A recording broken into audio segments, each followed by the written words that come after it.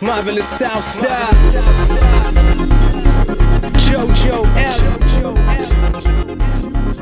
So originally you were saying that you was from Portsmouth, and is that where your whole music career started? Yeah. Right, okay. So how long you been in London?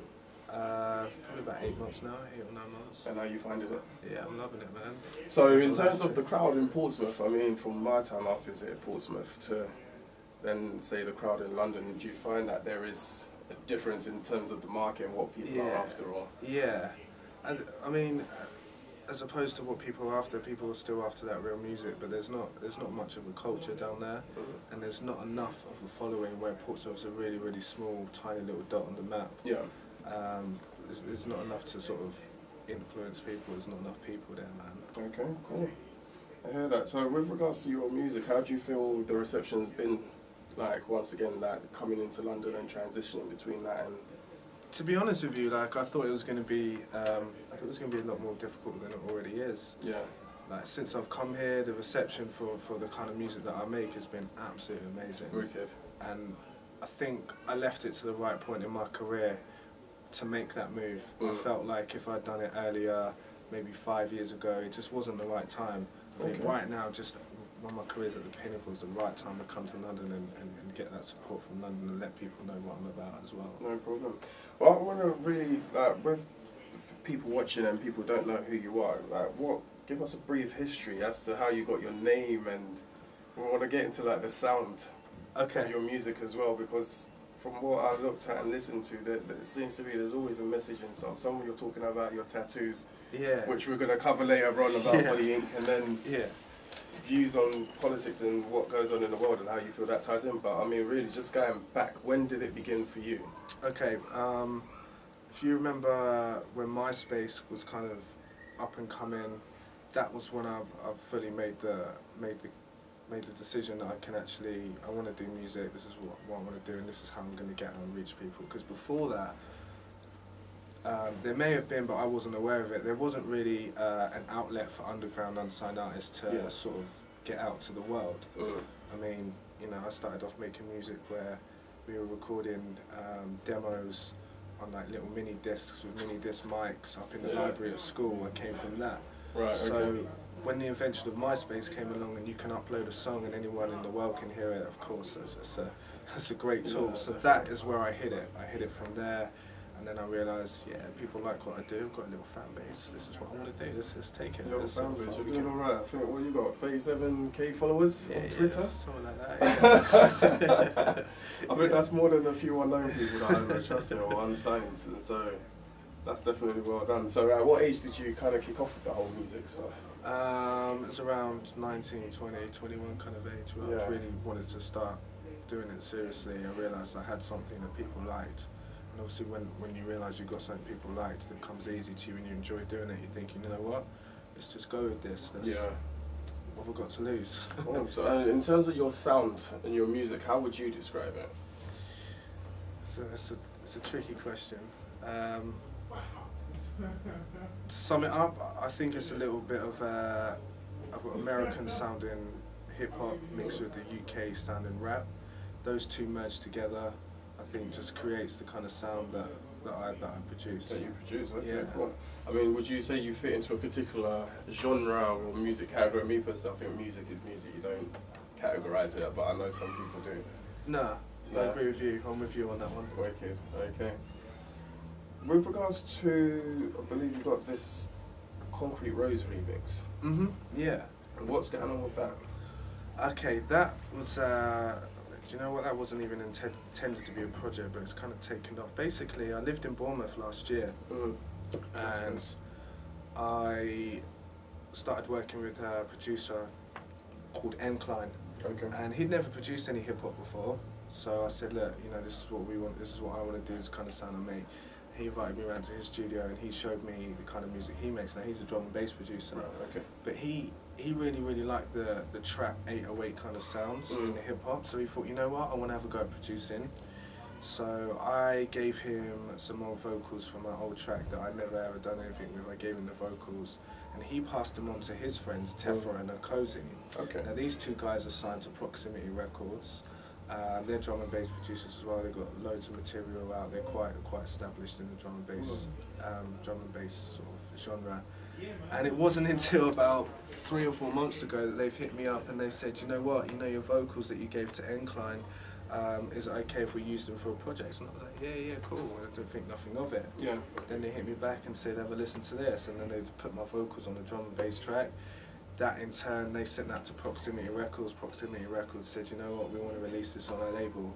And I think it was actually released 2 weeks ago, right, 2 or 3 okay. weeks ago on iTunes and obviously all the worldwide distribution Cool. sites. So yeah, that was... And how's that going at the moment? That's doing quite well. In fact, Proximity want to re-release it on their greatest, I think it was the greatest tracks of 2013. They've put out another EP. Right, okay. So not only is it on the Tefra and the Cozy Concrete Rose LP, I think there's 4 or 5 tracks on there, but Proximity Records also want to put it out on their EP as well, which is coming March, April kind of time. Brilliant. I mean, so we've touched on a couple of people there. Who is Jojo F? Jojo F is a producer that I've worked with on my forthcoming single, Wait Is Over. Jojo F is producer from, sorry, not just a producer, songwriter, singer, just music genius basically. He's up and coming in the industry. He's doing a lot of work with Ironic at the moment. Okay, their little team, 3 stars that they've got going on. I reached out to Jojo F probably about a year ago. One of my pals put me in contact with him and said, you need to work with this guy, he's about to blow. I checked him out. And we ended up recording 2 or 3 tracks together, one of which I'm going to release in a couple of weeks. That's out in a couple of weeks? Yeah. Was that filmed in London or? Yeah, the video for that was shot in one day across London. So I had Jojo come up from Southampton, my boy came up from Bournemouth, and we made that happen, so I'm looking forward to putting that out. No problem. Is this part of your mixtape that you're doing or? No, I put out a mixtape probably about 4 or 5 months ago. Yeah. That's a free download. Got another mixtape in the works. I'm probably going to drop a couple of weeks after the single to bring that little bit of hype still, get people, because obviously when the single drops, I'm intending to create a whole new fan base from that. Okay. So they're obviously going to want new stuff to listen to. So the mixtape's going to come after that. So, but the single is just completely my first project, Right. my first ever release. So that's why I've held it back. Are you nervous? No, I'm excited, man, because I know the track's hard, and I can't wait for other people to sort of be able to hear what I'm excited about. Don't blame me there. When you're approaching a project like your first single or your mixtapes, what's your thought process into making sure from the beginning of the project before it's all done to when it's finished and completed?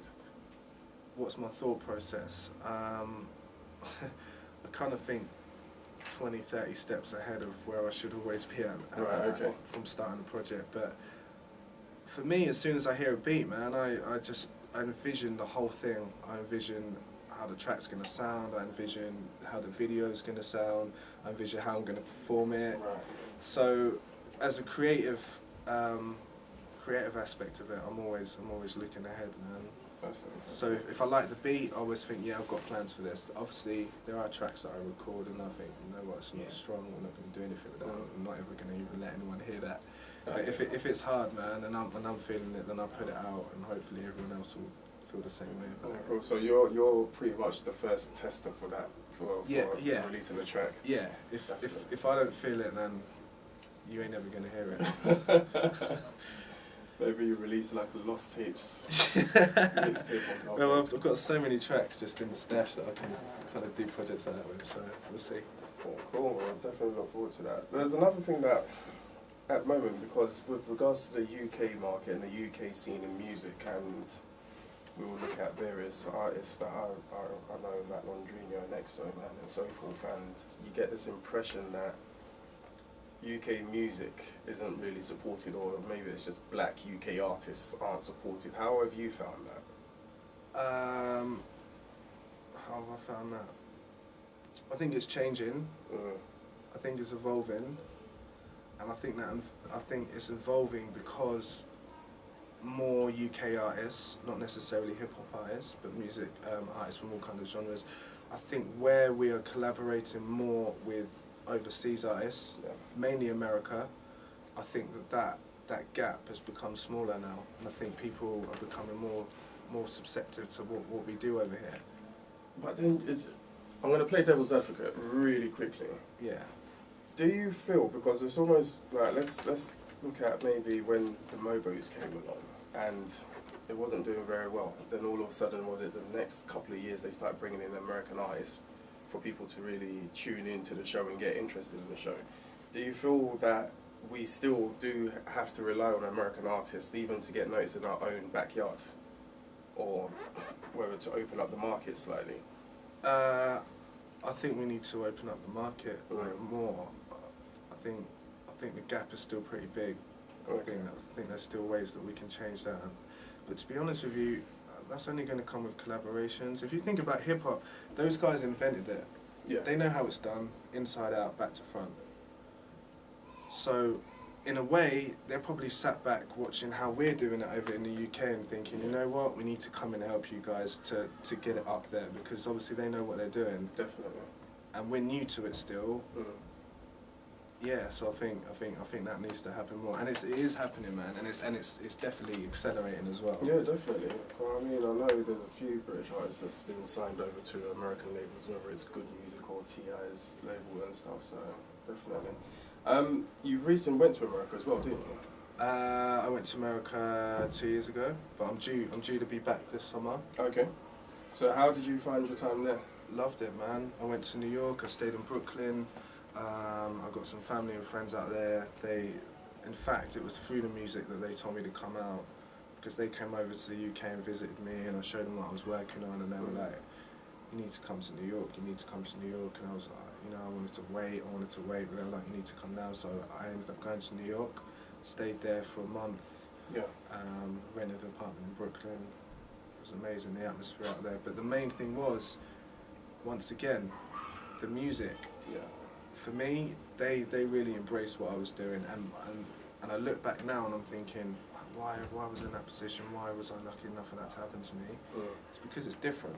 Yeah. In America, they're used to hearing the American rap. They're used to hearing American slang, the American accent, the American style of dress. They're used to, so when someone comes with something fresh, they jump on it. So you've got American sounding production, but with UK accent and UK flows and UK raps. And you put those two together, and that's fresh to them. They want to be on that. So I did really well out there, man. Really? I ended up working with ex-Bad Boy producer D Gates. Okay. I was recording person at his house in the projects in the real hoods, and he used to tell me stories about how he used to work on a few Biggie albums. And for me to be sat in someone's house like that, and him sat there telling me, you know, like, you got a sound, man. Like, keep working on it. It's motivation, you know you're doing the right thing. And that's coming from the home of hip hop, so I can't quit on that, man. That'd be stupid. But then, was there a situation with a record label? Was it CG Records in California? Yeah. What was the situation? I'm actually signed to them. I've got a year's. I'm signed to them for a year. All right. Okay, so it's more like a distribution kind of situation. They approached me probably about a year ago now, and said, we're in the West Coast, we love what you're doing, we love your sound. What's your distribution situation at the moment? I didn't have a distribution situation. Okay. And they sorted that out for me.